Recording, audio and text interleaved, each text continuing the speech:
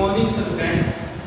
आज बेटा जो ब्रायोफाइट का है उसकी जो सेकंड क्लास है एंथोसेरेटोप्सिडा, इसको बोलेंगे बेटा।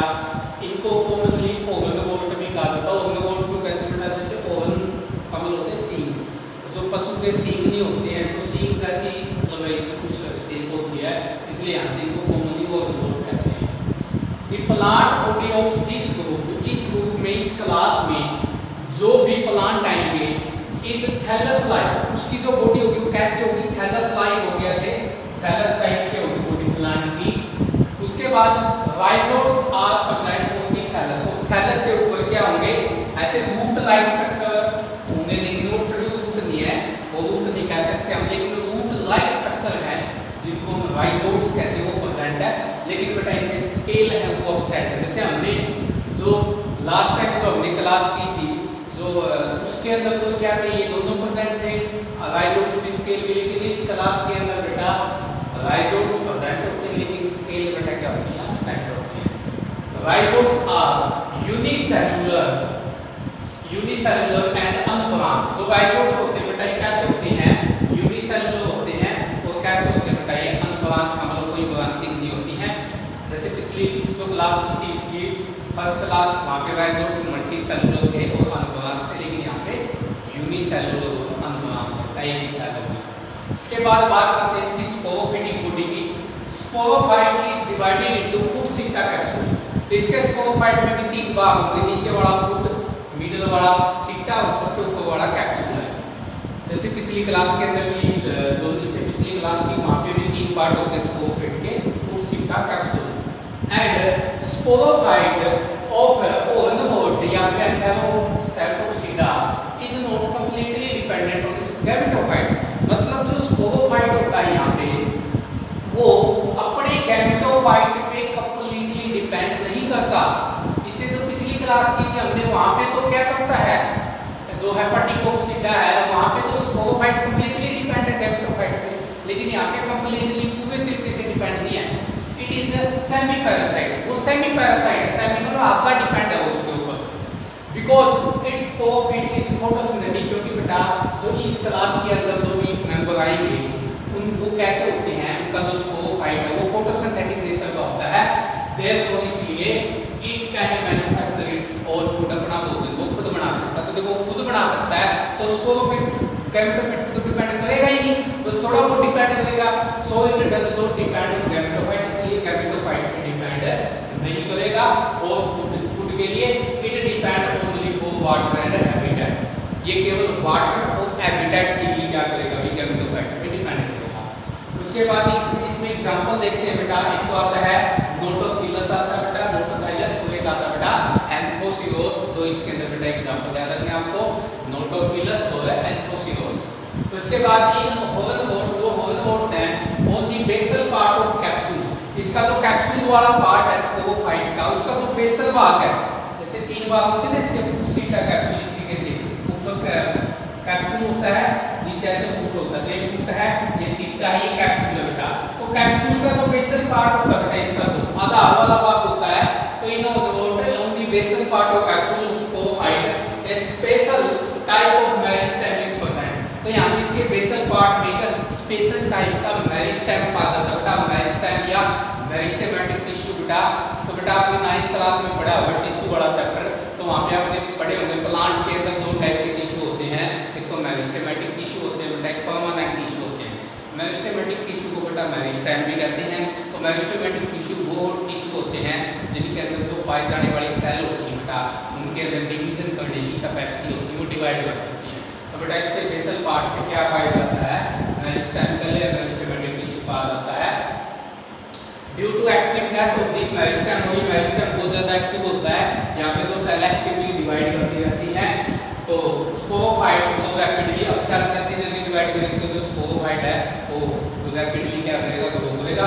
It grows like the whole of animal. तो जो ये स्पोरोफाइट है इसकी तरह ग्रो करेगा, जैसे पशु के सींग नहीं होते हैं, ऐसे पशु के सींग की तरह क्या करेगा, ये ऊपर की तरफ से ग्रो करेगा। इसलिए बेटा इनको कॉमनली हॉर्नवोर्ट्स भी कहा जाता है बेटा। ये देखो इसका राइजोट्स का स्ट्रक्चर दिखा रहा है बेटा, जो हमने हेपेटिकोप्सिडा क्लास की थी उसी के जैसे राइजोट्स इसके यू शेप होते हैं। और एक नोट में बात लिखिए बेटा, नोस्टॉक है एक बेटा बीजी होता है, ब्लू ग्रीन एलगिया साइनोबैक्टीरिया कहते हैं बेटा। इफ फाउंड विद एंथोसियोस, ये एंथोसियोस के पास पाई जाती है एज सिम्बायोट का मतलब इसके साथ में रहती है एंड परफॉर्म नाइट्रोजन फिक्सेशन, और वहाँ पे नाइट्रोजन फिक्सेशन का काम करती है। उसके बाद आता है बेटा जो लास्ट क्लास आती है बेटा ब्रायोफाइट की, वो है ब्रायोप्सिडा या फिर बेटा इनको कॉमनली हम मोस के नाम से जानते हैं। मोस होते हैं बेटा वो प्लांट बिल्कुल काई जैसे होते हैं, जैसे काई होती है तो वो उनको मोसिस को हिंदी में बेटा काई कहते हैं। तो ब्रायोप्सिडा जो इनकी क्लास है बेटा, अब इनकी कैरेक्टर देखते हैं बेटा। All the mosses are included in this class, इस क्लास में सारी मोस आती हैं। And plant body of moss is made up of rhizoids, stem like and leaf like structure, मतलब जो प्लांट की बॉडी होगी वो कैसी होगी, उसमें राइजोड्स होंगे, रूट की जगह पे रूट लाइक स्ट्रक्चर होंगे राइजोड्स, स्टेम की तरह एक स्ट्रक्चर दिखाई देगा, लीफ लाइक स्ट्रक्चर भी दिखाई देंगे इनके अंदर, लेकिन एक्चुअल में वो रूट स्टेम लीव्स नहीं है।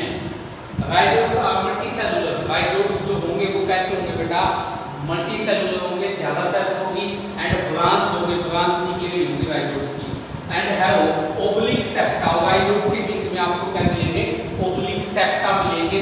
ओब्लिक का बोलते हैं तिरछे, सेप्टा का मतलब होते हैं जो डिवाइड करते हैं, क्योंकि कई सेल है ना इसके अंदर, तो सेल को आपस में से डिफरेंशिएट करने का काम सेप्टा का है। Sporophyte is semi parasite, sporophyte जो होगा इसका वो सेमी पैरासाइट होगा, ओवरलोड की तरह जो पिछले हमने क्लास की थी जो एंथोसेफलोप्सिडा जिनको ओवरलोड कहते हैं, वो सेमी पैरासाइट होता है उनका स्पोरोफाइट। तो यहाँ पे भी सेमी पैरासाइट का मतलब क्या, वो फोटोसिंथेटिक है, वो कंप्लीटली गैमेटोफाइट पे डिपेंड नहीं है। Sporophyte of moss is divided into fruit सीटा कैप्सूल, ओवरलोड की तरह ही इनके अंदर भी स्पोरोफाइट किस में डिवाइड होगा, फ्रूट सीटा और कैप्सूल में। उसके बाद है this sporophyte is more elaborate than that of liver, जो हमने फर्स्ट क्लास की थी हेपाटिकोप्सिडा जिनको कॉमनली लीवर बोर्ड्स भी कहते हैं, वहाँ पे जो स्पोरोफाइट का जो कैप्सूल होता है वो या फिर स्पोरोफाइट है वो इतना ज़्यादा इलैबोरेट नहीं है, फैला नहीं होता, लेकिन यहाँ पे स्पोरोफाइट बहुत ज़्यादा इलैबोरेट है, विस्तृत है, फैला होता है। Capsule of moss has green cell for photosynthesis, और बेटा इनके यहाँ जो कैप्सूल पार्ट होता है जो दिख रहा है स्पोरोफाइट का, यहाँ पे क्या होता है बेटा, ग्रीन सेल होती हैं फोटोसिंथेसिस करने के लिए, एंड स्टोमेटा और गैसेस एक्सचेंज, तो गैसों का एक्सचेंज करने के लिए बेटा स्टोमेटा होती है। It has peristomial need for release of spore, इसके अलावा बेटा इनका जो कैप्सूल होता है उस कैप्सूल में ऐसे चारों तरफ ऐसे क्या मिलते हैं बेटा, ऐसे पेरिस्टोमियल क्या पाए जाते हैं, ऐसे टीथ पाए जाते हैं, मतलब कैप्सूल में टीथ नहीं होते, दांत होते, बस ऐसे टीथ की तरह स्ट्रक्चर होते हैं, दांत की तरह, इन्हीं को हम क्या कह देते हैं, पेरिस्टोमियल टीथ। कमिस्ट्री पेरिस्टोमियल पे ऐसे कैप्सूल की ऐसे पेरिस्टोमियल टीथ होते हैं, इनका काम क्या होता है, एक तो बेटा इसको प्रोटेक्ट करना कैप्सूल को फटने से बचाना, एक जब स्पोर रिलीज होते हैं बेटा, कैप्सूल के अंदर स्पोर बनते हैं, तो जब स्पोर रिलीज होते हैं ये तो रिलीज होते हैं। इसके अंदर एग्जांपल है बेटा फुनेरिया है, फोलिट्रिकम है, वो है सफैक्टम है बेटा। अब ये बेटा फुनेरिया है, इसके अंदर बेटा जो गैमेटोफाइट और स्पोरोफाइट है ये प्लांट बॉडी पे है, ये इसका डायग्राम निकाल रखा है। जैसे बेटा ये जो ऊपर वाला पार्ट है बेटा ये इसका कैप्सूल है, ये बेटा इसका सीटा पार्ट है, तो इतना बेटा ये इसका क्या है, स्पोरोफिटिक बॉडी बेटा।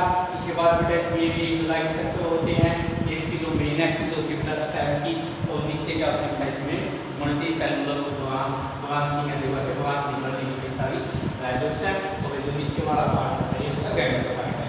ये बेटा स्पैगुलम निकाल रहा है, इसकी गैमेटोफाइट बॉडी है, स्पैगुलम के अंदर बेटा बहुत सारी ब्रांचेस निकलती हैं, ये बहुत सारी ब्रांच है। अब दो ब्रांच है इसके बेटा, गैमेटोफाइटिक बॉडी है तो बेटा मेल रिप्रोडक्टिव ऑर्गन को हम एंथीरिया कहेंगे, फीमेल रिप्रोडक्टिव ऑर्गन को हम आर्टिकोरिया कहेंगे।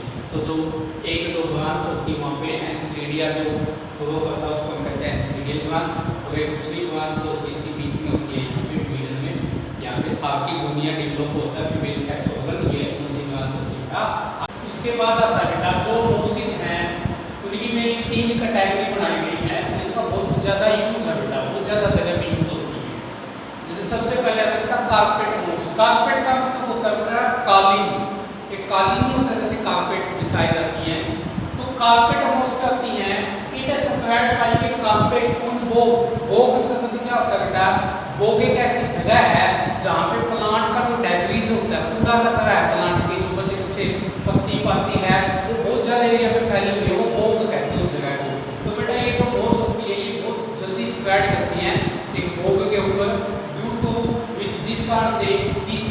Can not be easily seen. Swamp का मतलब जो दलदली एरिया है, जहाँ पे बेटा दलदल होती है, उस दलदल के ऊपर क्या करते हैं कि मोस इतनी स्प्रेडली ग्रो करेगी, इतनी जल्दी से रैपिडली ग्रो करेगी कि वहाँ पे कारपेट सी बना देगी और हमको वो दलदल दिखाई नहीं देगा कि वहाँ पे दलदल भी है या नहीं।